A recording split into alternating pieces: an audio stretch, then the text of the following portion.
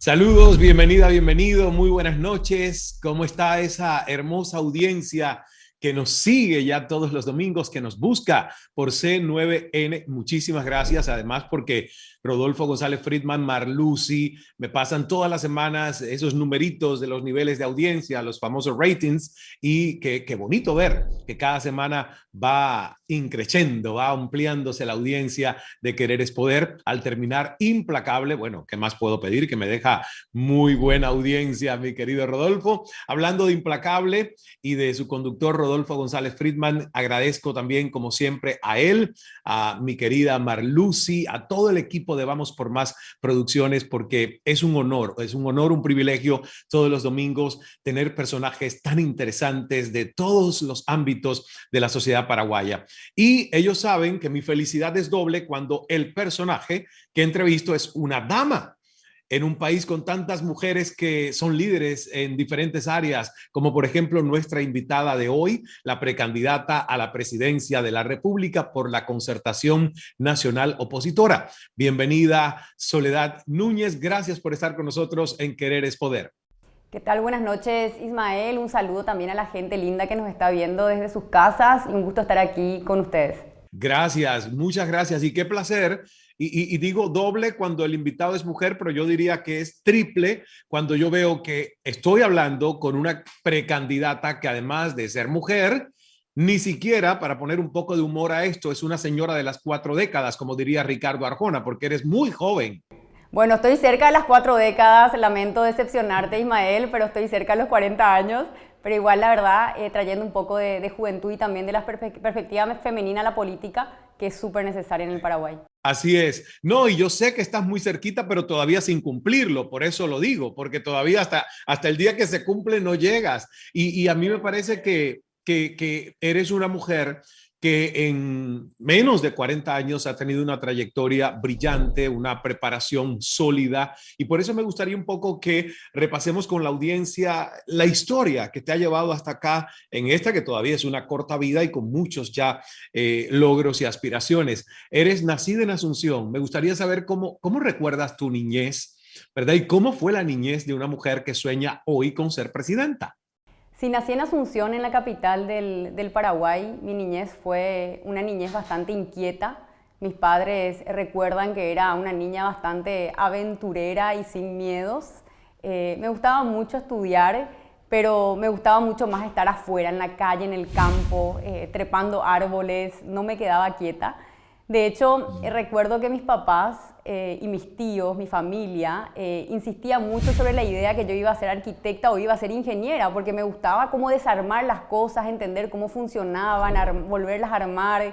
No habrá sido fácil ser mi mamá o mi papá porque habré dejado mucho desorden en la casa, pero muy inquieta y también educada con mucha libertad, con mucha independencia.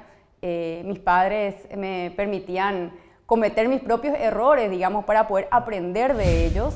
Y bueno, crecí en una familia bastante pequeña, somos 2 hermanas, soy la mayor, 2 mujeres, mi papá siempre rodeado de mujeres también, una casa bien femenina. Y muy agradecida con la infancia que tuve porque crecí en un hogar con mucho amor, con mucho cariño, con mucha protección, sentido de protección también. Y bueno, creo que esas son las bases de mi formación. Y qué bonito eso que nos cuentas, que te permitían explorar y cometer errores. Al final es la verdadera ruta de la innovación, de la creatividad, del poder nosotros entender que en la vida pues no hay fracasos y qué lindo que recuerdes que en tu infancia tus padres te alentaban a esto. Y sé que pasaste gran parte también de tu infancia en el Chaco paraguayo y tengo entendido que tu abuelo era ingeniero geográfico y que marcó los límites después de la guerra. ¿Tenías conciencia siendo niña joven de esto? Totalmente. Bueno, mi abuelo lastimosamente falleció cuando yo tenía 12 o 13 años, pero todos los domingos pasábamos en su casa. De hecho, cuando mis papás o viajaban o iban a algún lugar, quedábamos con los abuelos y ellos eran los que nos malcriaban, nos dejaban salir. A mí me encantaba cuando llovía ir a la calle, entonces hacer los barquitos, tirarlos en los raudales, era en ese sentido, no tenía miedo, ¿verdad? Esto de la educación en la independencia y la libertad es un poco la educación de enfrentar a tus propios miedos. En el Chaco, bueno, el Chaco era el contacto con la naturaleza. Aprendí a amar la fauna, la flora del Paraguay, la riqueza y la historia también del Chaco en mi niñez, en Puerto Pinasco, en la zona, en la región occidental del Paraguay. Crecí en la adolescencia, también íbamos todas las semanas, recorríamos la zona de Filadelfia, Loma Plata, el norte del Chaco, el sur del Chaco. Mi papá y mi mamá, ambos también, siguen hasta el día de hoy siendo muy fanáticos de las tierras chaqueñas, y eso forma parte de un recuerdo, parte de mi memoria de infancia. Qué lindo. Y a los 15 años tenías con tus compañeras de estudio una actividad quizás poco frecuente para chicas de esa edad, ¿no? Enseñabas matemáticas y catequesis. ¿Y en dónde? Sí, íbamos todos los viernes, Ismael, al salir del colegio. Era como la actividad de acción social, que no era obligatoria, era voluntaria, pero yo me apunté desde los 15 años. Íbamos a la zona del Bañado Santa Ana, en el Bañado Sur. Es un barrio popular aquí en la capital, en un asentamiento informal, donde muchas familias viven en situación de pobreza, en situación de precariedad. Y también tomé conciencia de alguna manera de mis privilegios, de tener la posibilidad de acceder a una buena educación, en contraste con la realidad que me tocaba acompañar de muchos niños, de muchos adolescentes, en escuelas públicas que buscaban los docentes, con todas las herramientas que tenían a su alcance, acercar oportunidades a ese sector de la población, pero muchas veces con muchas barreras. Comencé a cuestionarme. Yo creo que es muy importante que la juventud se cuestione cosas. Siempre transmito esto a los jóvenes en las charlas que me toca dar en la universidad o en los colegios. La juventud tiene que, por naturaleza, mantenerse cuestionándose lo que sucede al alrededor. ¿Cuáles son las razones estructurales que permiten que exista pobreza? ¿Por qué la política no puede mejorar? ¿Por qué no podemos tener acceso a infraestructura de calidad? ¿Por qué las cosas están mal en nuestro país, en América Latina? Lo importante es mantenerse interpelado por la realidad y no simplemente adormecido y ser un navegante de las aguas, digamos, actuales, sino que cuestionarse, porque esto luego te lleva a la acción. Yo siento que esa fue mi historia. Y me encanta además, estoy muy de acuerdo contigo, en algún momento de mi vida siendo más joven tenía cierta apatía por el tema de la política, y luego entendí que si uno no se hace como ciudadano responsable y, como dices, no se hace preguntas y no se hace además el cuestionamiento de qué puedo yo hacer, además de quejarme, qué puedo aportar, en cómo puedo yo ser un ciudadano más presente con los destinos de mi nación, luego no tengo derecho a exigir nada, ¿no? Entonces, me encanta ahora hacer el ejercicio de sentirme que soy parte justamente de la política, y por eso entrevistarte me anima mucho a saber cuáles son las ideas que tienes para un mejor Paraguay. Tengo entendido que en una de esas actividades conociste a Bruno, el hombre que amas hace, creo, 13 años, ahora me vas a verificar estos datos, y con quien te casaste hace 2 años. Sí, mi vida está marcada por una militancia social muy activa, como conversábamos recién, desde muy temprana edad, la adolescencia. Seguí la carrera de ingeniería civil. También fue un desafío para mí compaginar una vocación social que había nacido a muy temprana edad con una formación meramente técnica de las ciencias duras, de las matemáticas, la física, la ingeniería. De hecho, mi tesis de grado al final fue la aplicación de todas las disciplinas de la ingeniería para resolver el problema de una comunidad en situación de pobreza.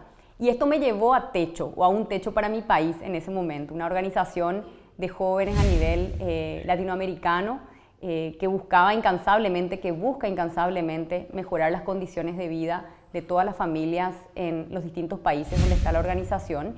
Y con Bruno nos conocimos en la primera construcción de viviendas de emergencia, que fue también en el Bañado Sur, muy próximo al vertedero Cateura, que es donde va toda la basura de la ciudad. Alrededor viven un montón de familias en situación de exclusión social, de marginalidad, al margen de las políticas de Estado. Y nos conocimos ambos siendo voluntarios, y creo que nos unieron esas ganas de hacer algo para que eso cambie, una causa que perseguíamos que era muy potente. Y ahí comenzó nuestra historia de amor, digamos, que estamos juntas hace casi 14 años, nos casamos justo antes de la pandemia. Seguimos los dos súper motivados, este compromiso, ahora esta convicción de entrar a la política es fruto de una decisión familiar, digamos, los dos, de decir, queremos entregar nuestra vida al Paraguay.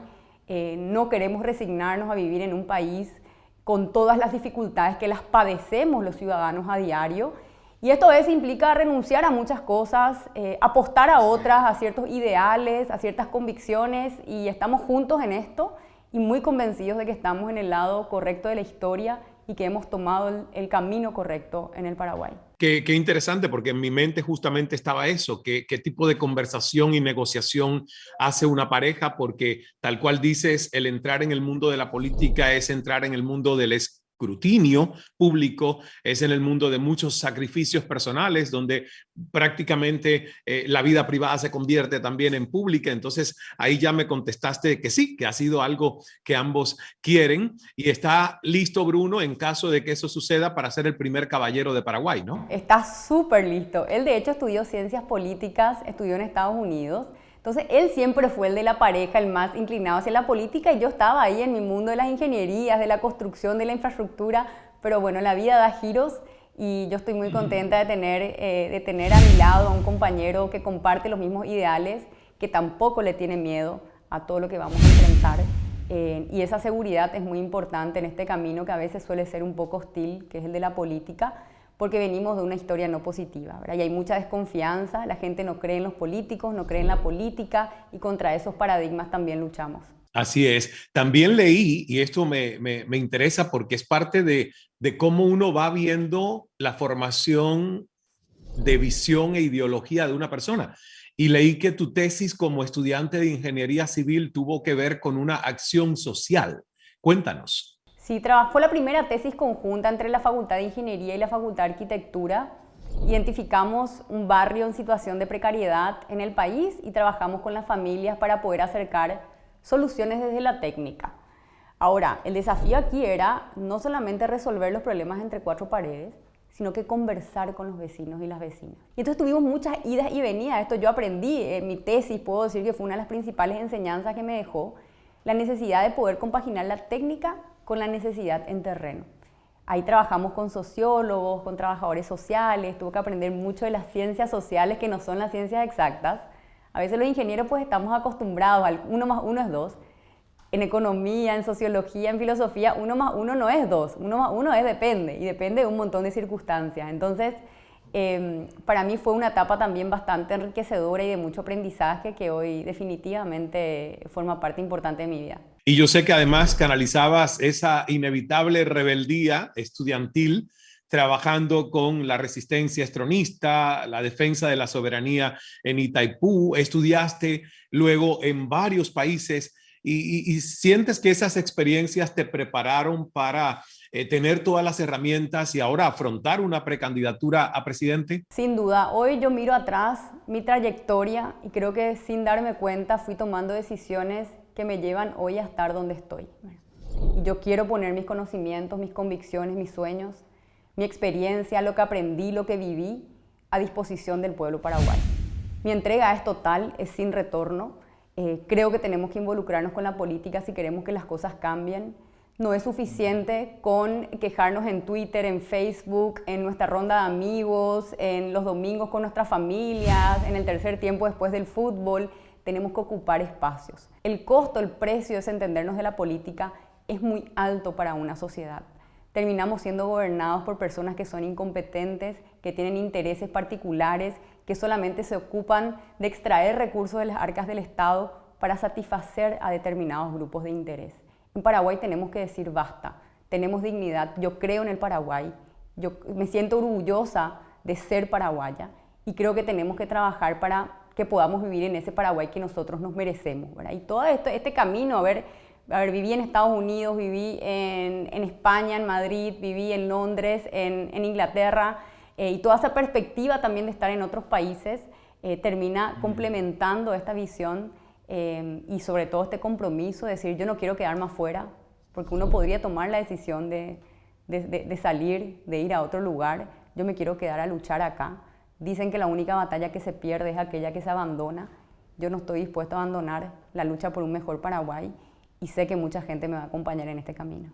Y te celebro por eso, Soledad. Me encanta escuchar porque tienes mucha razón. Hay personas, por ejemplo, una de mis grandes frustraciones es, llegará el momento en el que yo pueda devolverle a esa tierra donde nací, que es mi natal Cuba, la oportunidad de servir Ojalá, porque yo creo que ninguno de nosotros nace en una tierra, en un lugar del mundo por accidente. Entonces me encanta que teniendo todas las oportunidades, habiendo vivido fuera en todos estos países, teniendo la preparación y la educación que tienes, has optado por regresar a tu nación y hacer la diferencia desde dentro. Así que eso es muy loable y nos vamos a una pausa en la conversación. No se me mueva usted de ahí, que ya regresamos en un 2x3 después de unos breves mensajes conversando con Soledad Núñez. Es la precandidata a la presidencia de la República por la Concertación Nacional Opositora. Y cuando regresemos, yo quiero que Soledad nos cuente cómo llega al Ministerio de Urbanismo, Vivienda y Hábitat y qué lecciones aprendió de ese paso por este ministerio. Volvemos enseguida.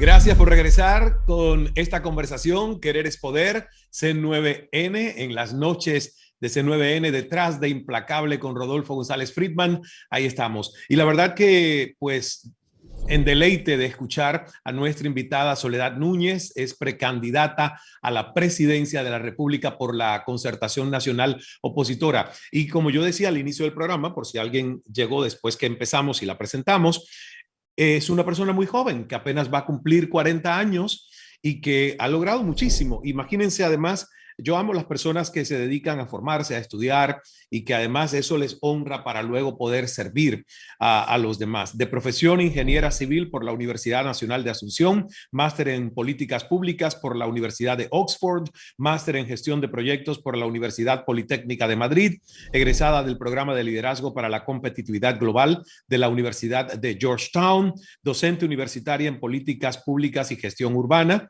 y se inició en el mundo laboral como ingeniera civil construyendo escuelas rurales en asentamientos campesinos, y su pasión es la construcción de un futuro mejor, y eso le llevó a ser directora de Techo Paraguay del 2009 al 2013. También se desempeñó como ministra de la Vivienda y Hábitat del 2014 al 2018, siendo la mujer más joven a cargo de una cartera estatal. Fundó también Alma Cívica, un espacio de construcción de nuevos liderazgos políticos. Y la verdad que pocas personas pueden en apenas menos de 40 años tener tanto en su currículum y no solo en estudios, sino también ya en servicio, en obra. Así que felicitaciones, Soledad. Y justamente mi pregunta que dejé colgando antes de irnos a la pausa es: ¿cómo llegas al Ministerio de Urbanismo, Vivienda y Hábitat? ¿Qué lecciones y logros crees que sacas de esa experiencia que hoy te sirven en esta posición como precandidata aspirando a la presidencia? Sí. Bueno, llego al ministerio de una manera un poco imprevista porque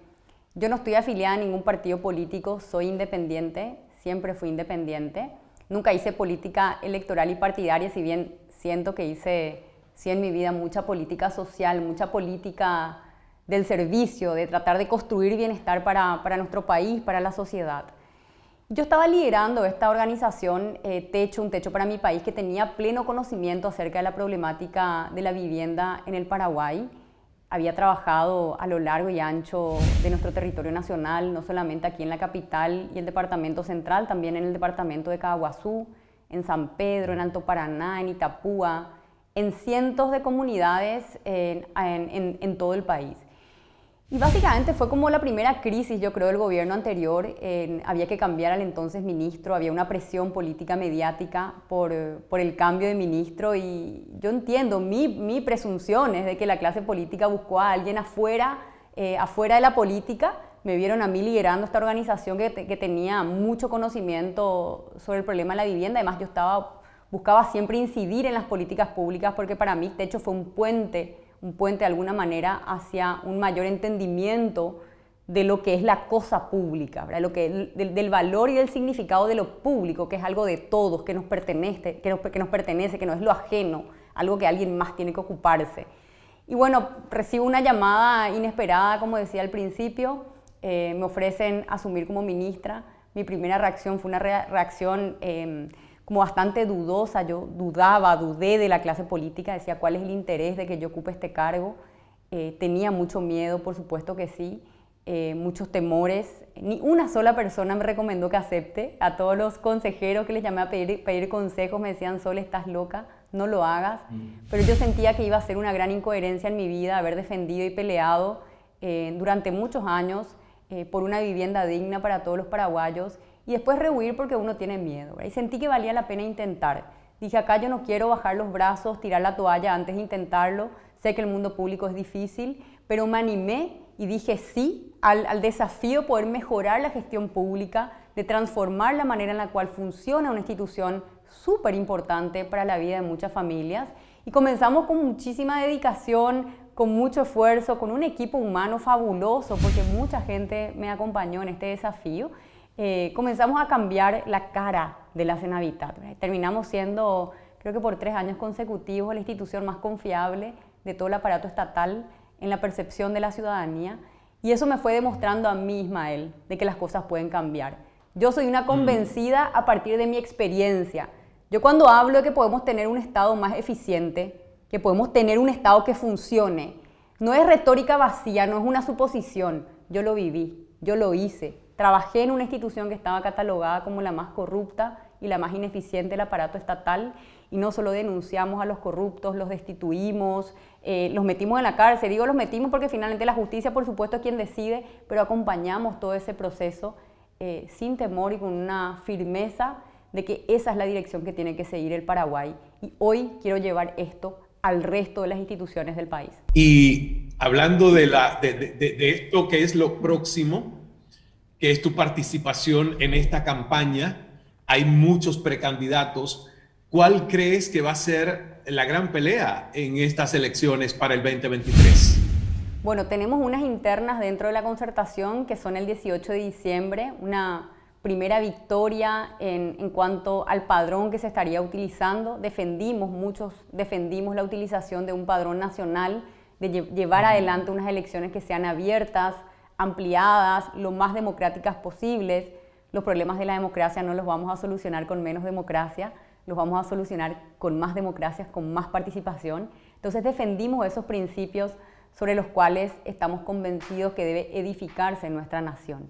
Y estas elecciones internas el 18 de diciembre van a ser históricas. La ciudadanía va a acudir a las urnas a decidir quién o quiénes tienen que liderar esta gran concertación nacional que se está llevando adelante con mucha madurez política, poniendo las prioridades del Paraguay en primer lugar, reconstruir al Estado, transformar nuestras instituciones en instituciones que estén cerca de la ciudadanía, que resuelvan los problemas de educación, de salud, de transporte público, de inseguridad y que dejen de ser simplemente un botín para unos pocos. ¿Y qué cambio trae la conformación, Soledad, de una concertación para estas próximas elecciones? ¿Y por qué es importante? Porque lo habíamos mencionado, porque es importante que ahora se va a votar con un padrón abierto. O sea, ¿qué implica para la democracia paraguaya? La concertación como figura política en contextos de mucha polarización, porque tenemos que reconocer, no solo en Paraguay, en el resto de América Latina, estamos viviendo tiempos de división, donde las grietas se profundizan. Eso termina ayudando a que prevalezca el status quo, es decir, que todo siga absolutamente como está. Y es importante que aprendamos o que nos ejercitemos en ese proceso de construir acuerdos, de renunciar incluso a veces a algunas agendas particulares o sectarias para trabajar sobre las coincidencias que tenemos. Para mí la concertación representa eso como fuerza política. No solo el ejercicio que estamos llevando adelante ya hace varios meses, sino que simboliza la capacidad que tenemos los paraguayos y las paraguayas de unirnos a pesar de aquello que nos diferencian para abordar los grandes desafíos que tenemos como nación. Sensibiliza la política, ayuda a acercar a la política a la ciudadanía y creo que de aquí solamente puede emerger algo mejor. Acá no estamos simplemente ante un año cualquiera, digamos, de la historia nacional. Estamos comenzando a escribir el capítulo de la nueva era democrática en el Paraguay. ¿Cómo uno aprende a ir al servicio público manejando su ego, las críticas? Nadie gana una elección con 100%. Nadie gobierna con un 100% de aprobación en ningún país del mundo. Entonces es una preparación personal. De hecho, yo estaba, por ejemplo, leyendo algunas, que no son muchas, pero leí alguna que otra especulación sobre tu participación en el anterior gobierno y yo digo, bueno, ¿cómo uno se maneja? ¿Cómo uno se prepara? ¿Qué le dices tú a esas personas? Yo toda mi vida me preparé para unir, para generar conversación, para tratar de aglutinar los esfuerzos. Es algo que desde temprana edad, tanto en mi participación en los centros de estudiantes en el colegio o en el centro de estudiantes en la universidad, siempre traté de traer el diálogo y la conversación como un eje central de la construcción política. Y creo que lo mismo necesitamos en el Paraguay para poder gobernar de manera exitosa. Mi proyecto no es un proyecto electoralista. El proyecto de la concertación no es un proyecto meramente electoralista. Aquí no se trata de ganarle a un partido. Aquí se trata de construir entre todos, quienes coincidimos de que ya no podemos seguir por esta senda, un gobierno en la era democrática que pueda ser determinante para comenzar a escribir esta nueva historia, ¿verdad? Transformar esta democracia de las urnas en una democracia de resultados, en revalorizar a la política y llevar adelante las grandes reformas que necesitamos, ¿verdad? Y en mi caso en particular, digamos, mi trayectoria, mi historia, las habilidades que hoy tengo a disposición, o pongo a disposición, me hacen sentir muy segura de lo que estamos construyendo y de lo que vamos a ser capaces de construir después de abril del 2023. Y como última pregunta, yo quiero saber tu sentir. Obviamente asumo la respuesta, pero nunca me gusta asumir. Quiero escucharla de tus propios labios. ¿Están los paraguayos listos para una mujer presidenta? Yo creo que sí. Estoy convencida que sí. Y de hecho lo siento en mis recorridos a nivel nacional, conversando con las mujeres, con los hombres, con los jóvenes. Hay una juventud, Ismael, que ya no tiene los mismos códigos. Una juventud que ya mira la realidad nacional desde otro lugar, con otras perspectivas, que traen también a la discusión política nuevos elementos. Y aquí tenemos que recordar que la juventud es quien va a decidir quién va a ser el próximo presidente, ¿verdad? Estamos hablando, vos mencionabas, tengo 39 años, soy la más joven de todos los candidatos hasta el momento, a no ser que en agosto se inscriba alguien más, pero más de 2.500.000 electores van a ser menores que yo. Ellos si salen a votar, si realmente hay una oferta electoral que les entusiasma y participan de las elecciones, son quienes van a definir al próximo presidente. Por supuesto que existe todavía machismo en Paraguay, eso es un desafío para todas las mujeres que participamos en política. Por supuesto que existe mucha violencia política hacia las mujeres, eso también es una barrera, pero yo trato eso de ignorar, ¿verdad? Primero porque tengo la convicción y la certeza de que la ciudadanía me está acompañando en este camino y nada va a ser fácil en este proceso. Si era fácil hubiese estado hecho. Nos espera un camino bastante tortuoso donde vamos a tener que enfrentar las barreras culturales, vamos a tener que enfrentar los grupos de mala fe que van a atacarnos sin clemencia y sin escrúpulos, pero eso forma parte del proceso de transformación. Y yo estoy muy segura y determinada que ese es el único camino que tenemos que caminar los paraguayos si queremos vivir en un país mejor. Gracias, Soledad Núñez, por estar con nosotros. Te deseo mucho éxito en las internas. Ojalá volvamos a encontrarnos siendo ya candidata a la presidencia. Gracias por estar con nosotros. Muchas gracias, Ismael. Estoy segura que va a ser así que nos vemos después del 18 de diciembre. Un abrazo. Que así sea. Y en honor a esta bella, inteligente mujer paraguaya, quiero despedirme con un poema dedicado a la mujer. Así que ahí se los dedico. Dice así: recuerda, mujer, que naciste dador de vida, creador de milagros, hacedor de magia. Naciste con el corazón de 1000 madres, abierto y sin miedo y dulce.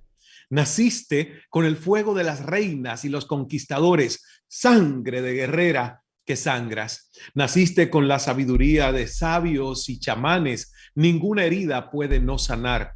Naciste como el narrador de tu propia historia, antes de que nadie se arrodille. Naciste para desear con pasión, con abandono y para nombrar tu propio destino. Recuerda, mujer, recuerda, eres más de lo que puedes ver. Recuerda, mujer, tu poder y gracia, la profundidad de tu corazón de mar profundo.